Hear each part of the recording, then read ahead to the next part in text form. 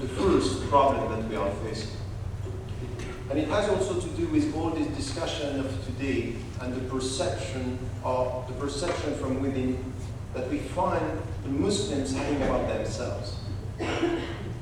You can't avoid the fact that the overall perception around the world is that Islam is a problem today, and Muslims have problems.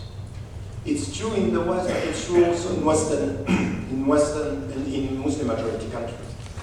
While in Muslim majority countries, you deal with Muslims and they are the first to be very critical. In fact, if you listen to Muslims, they are very harsh with themselves.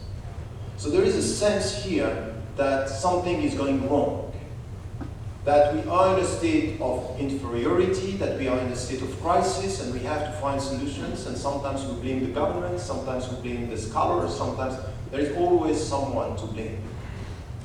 And then we come to ourselves and ask, what is the deep problem?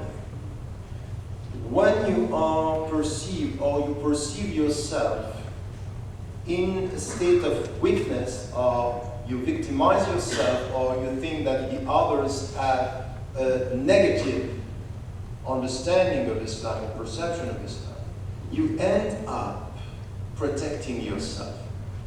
And it's not new. It started in the 13th century, when the Muslims had the impression that the West was now being the leading civilization.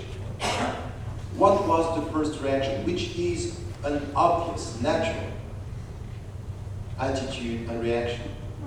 To stick to the rules and to stick to the limits.